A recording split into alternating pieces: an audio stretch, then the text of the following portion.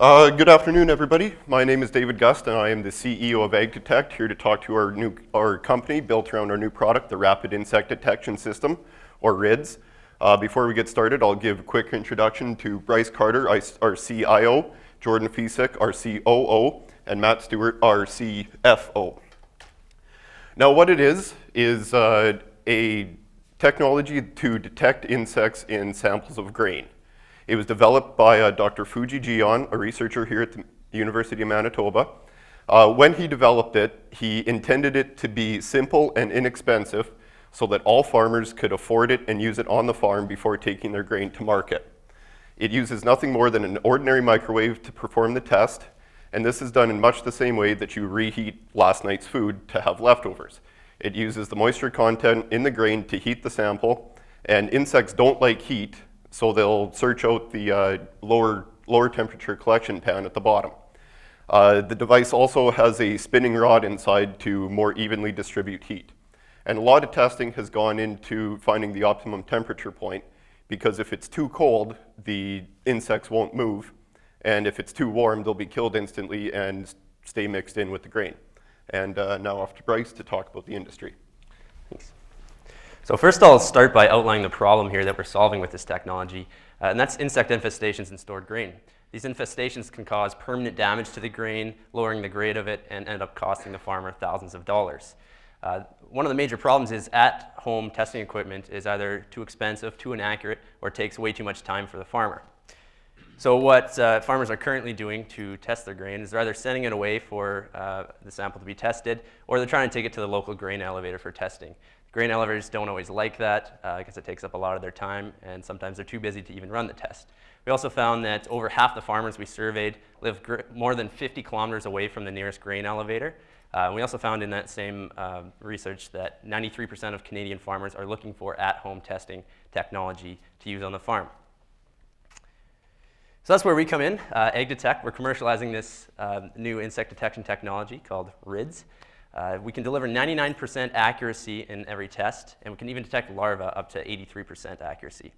The unique thing is it's usable in any household microwave, and you get results in 3 to 5 minutes. It is specialized for Canada's worst insect right now, and that's the rusty grain beetle. So that's why we're initially going to start in Canada as our target market. So looking into the industry here, we have two main market segments, the farmers and grain elevators. For farmers, there is over 200,000 farms in Canada.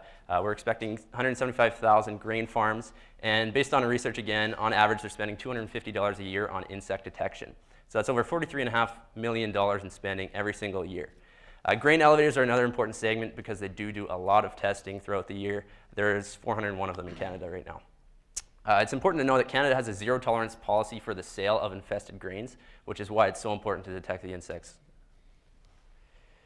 So we do have some competing technologies right now, so I'll just run through them here quick. The grain traps are basically little tubes that sit into the storage bins.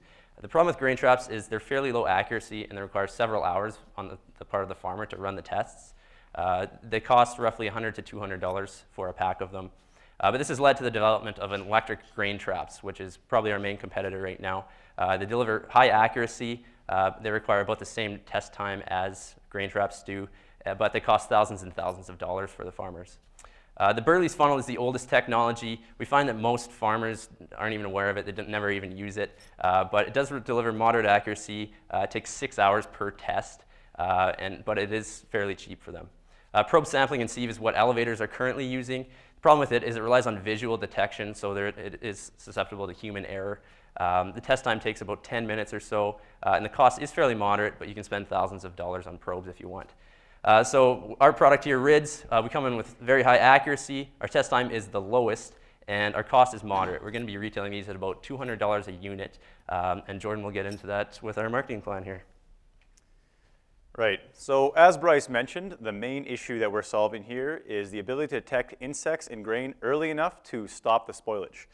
Now, with our marketing plan, what we're looking at doing is actually alerting farmers, the main segment of our target market, to the tangible benefits of our product, which is early detection and availability to save them a lot of money. The first way we're looking at doing that, and the main way, is direct marketing. Now, that would be selling the product itself directly to farmers in our target market. Another way of doing this too would be going into farming communities and targeting affluential members of the community. Usually smaller farmers aren't the first ones to jump on the innovation bandwagon. They'd rather wait to see what plays out. So as soon as we get like a bigger farmer involved, he'll jump on the bandwagon and then see the actual benefits.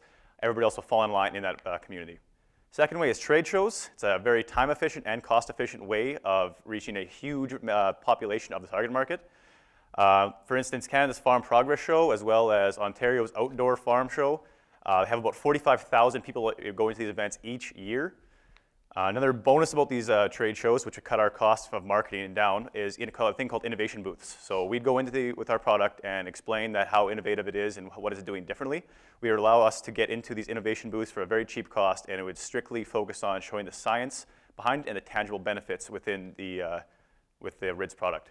And finally, we're looking at relationship marketing. That's creating a brand that customers want to be associated with, creating value to the actual customer behind the product, not just trying to sell it and get out. Farmers are usually loyal to one brand their entire careers, so if they drive a John Deere tractor, they're going to be getting a John Deere tractor for the rest of their life. Their kids will probably want that. So with this being a new product, we have to get in there and really show that we're looking to bring them benefits, not just trying to make money. Okay, a little bit of the pricing. It's a market-oriented pricing as well as predatory pricing. So market-oriented, like we mentioned before, $250 per year is being spent on insect detection. So that's our price at $200 is well below that. They can obviously afford that, and they can do it more often instead of just sending out one-time thing. They can do it all the time, right on site. Predatory pricing, because our main competitor, OPI Systems, has the Insector, which is priced around $15,000. Obviously, not many farmers can actually afford that kind of thing, although it does have a little more going on for it. Still does use samples of grain. It's not the full bin, which is, again, kind of in our area. Same kind of thing, looking at relationship marketing, is our warranty, 1-year manufacturer's warranty. It covers all moving parts, all plastic, any sort of damage defects throughout the actual manufacturing. Comes right back into us. We fix it pretty much free of charge because the plastic is so cheap, free of cost for the customer, of course. And that, again, falls in line with our plan of relationship marketing. So promotion advertising, we're looking at, again, trade shows, direct selling, direct mail, direct email, in-store partnerships, which means working with co-ops, giving up a little bit of percentage of sales. So every time they sell something, they give them a little bit, and then we can move on from there. Plus, that way we could have people in store all across Canada selling these products that without us having to be there, actually pumping our own tires, showing like these are the benefits, these are the actual tangible benefits you can see. Okay, moving on to the operation cycle. Operation cycle is obviously the turnaround from initial cash outlay to producing goods, selling goods, receiving money for goods. The best part about us is we actually have no operation cycle turnaround. It's 0. That's because we have 0 accounts receivable, 0 accounts payable. It's a retail item. Usually we're only buying one of these things at a time, $200. We're not really putting anything on layaway for these people. They can afford this. They're already spending $250 a year. This is a really good performance indicator for the actual company itself as well. Okay, so as for our headquarters, we're going to be located in Winnipeg, Manitoba, heart of agriculture in Canada, very close to the United States, which is going to be good for growth. I'll talk about that just in a little more in a minute. As for manufacturing, looking at outsourcing, because a little more time off, or a little less cost off our hands. Local manufacturing plant, we're looking at faster delivery, where it allows us to really keep the quality control in check, as well as make sure that we always have the right amount of inventory on time, every time. Looking at manufacturing out of China, obviously everybody knows that it's a little bit cheaper. You're looking at labor, raw materials that are cheap, but we can't actually keep the quality control, which is a definite negative working out of there. So a little bit about the growth here. After year 1, we're looking at moving into the United States. It's a larger market. That being not just with farmers, but in general, that's a bigger problem. There's more humidity down there, which means that there's more room, like David mentioned, for the bugs to move. They like it. They populate faster. As well as overseas markets, Asia, Australia, the same kind of climate, same kind of bug issues. And again, this product is very transferable with benefits for every single farmer. The perforated floor does obviously come out and change for different type of bugs as well. A little bit more research and development in that, and you can pretty much put this anywhere. Anyways, David will talk about a little bit about the developments and legal problems. So the product right now is at the prototype stage, as Bryce said, being designed for wheat and the rusty grain beetle being the problem in Canada. Current research is going into weevils, the red flower grain beetle, and the lesser grain borer. Weevils are primary importance because they're the big problem in the States and will allow us to expand into that market. As Jordan mentioned, we're looking at expanding the product line to accommodate different crops and insects. This could be by modifying to accept a different perforated floor or just sell a whole new unit for each type of insect or crop that needs to be tested. Ongoing optimization to ensure that it always works at maximum efficiency. There is a US provisional patent filed on it right now. The priority date was September 26th of 2014, so on September 26th of 2015, we have to either file another provisional patent or proceed direct to national patenting. Because it's owned by the technology and product is currently owned by the University of Manitoba, we will have to enter into a licensing agreement. Those are preliminary terms that have been discussed but can be negotiated. Specific important points that to be negotiated further are the repayment of patent expenses because we have to bear those costs and waiver of moral rights. We're looking into trademarking our logo, names. None of those are trademarked at present. And other legal issues include warnings, just so that to limit our liability and we're not sued. Exposure to radiation with the microwave is a big one. Presence of steam or the warm product coming out of the microwave. And probably a big one, introduction of insects to the testing area if they're doing the testing in a kitchen where there is food. And now Matt will sum things up with the financials.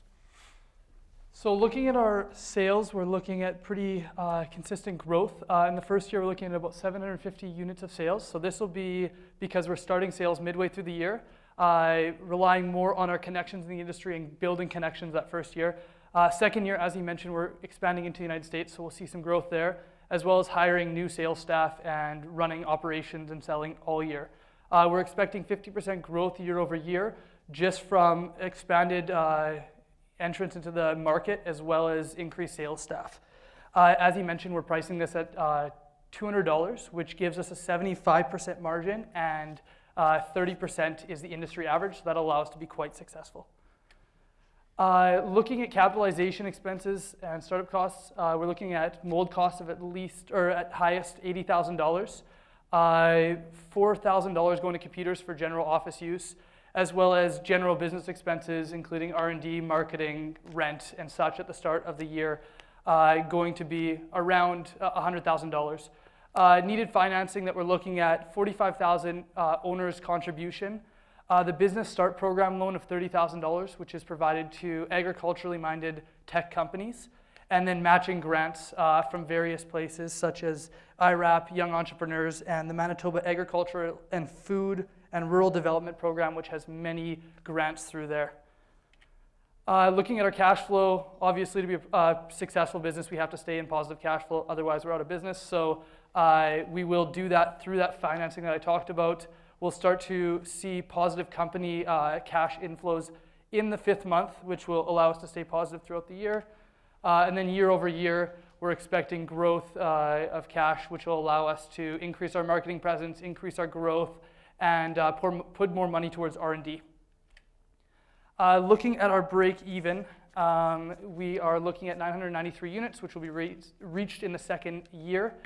This is because of our low variable costs that only include buying of the product from the outsourced companies, as well as the shipping costs, commissions, and packaging costs. Fixed costs, we're looking at the marketing, utilities, and all of those salaries, etc. As we expand through the years, we'll be able to take advantage of economies of scale as well, which will drive down this cost per unit. Using a discounted cash flow valuation, we value the company at $278,000, but we're very confident that with the growth of the company that Jordan talked about, that we can continue growing this company. And the exit strategy that we're looking at is growing this company to a point that we're on the radar of a big company like an OPI Systems or something like that, and potentially get bought out, or continue to grow to the point that we are a major player in the insect detection market in Canada and the United States. Thank you very much.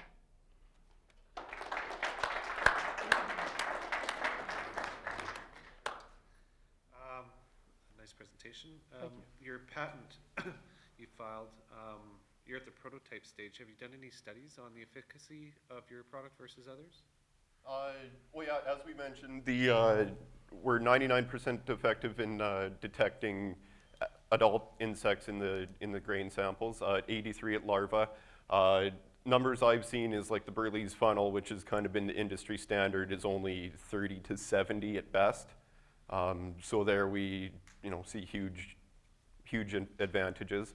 But are there any scientific studies? Like, these sound a little bit not scientific? Yes. There's been like Dr. Gion has published reports on all of this. Yes, we have, and we have those reports to back this up. Yeah. Okay. And another question on production. Have you talked to a manufacturer about production costs and an agreement in any form? We really haven't. Main reason there because we weren't able to obtain the manufacturing drawings or like a 3D model from the university in order to go to the manufacturer. And to even get an estimate based on the actual cost, but even for the plastic itself, it is a very unique kind of material. So even to get that out to China or a local manufacturer, they don't really have that kind of information to give back to us right away after a period of time. And like you mentioned with the models, I wouldn't be able to give us a full estimate with any sort of dollar figure that makes sense without having those. When is that going to happen? When are you going to get access to the, to be able to sort of build the 3D models and to get that stuff going on? Right. Soon, hopefully. Like with my experience, my engineering background, if I had the time, I could go and sit down and measure the thing and create a 3D model myself. I have those skills. Being in school, I haven't had the time to do so. Sure. What are the regulatory, what's the regulatory environment? Like, like at what point, does the grain have to be certified to be bug-free, or to what extent, are the suppliers or the handlers, liable to, to sort of, to certify that it's bug-free? I guess to answer that, it's all controlled under the Canada Grain Act. That's what specifies that it, like the zero tolerance policy.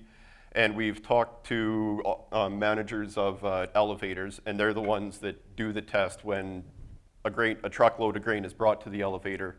They test it coming in, and if there's bugs, they turn the farmer around, send it back to the farm, and if it's free, then they bug-free, then they bring it in. Will they still test it if indeed the farmer has said, no, we've used AgDetect's equipment, so you don't need to test it?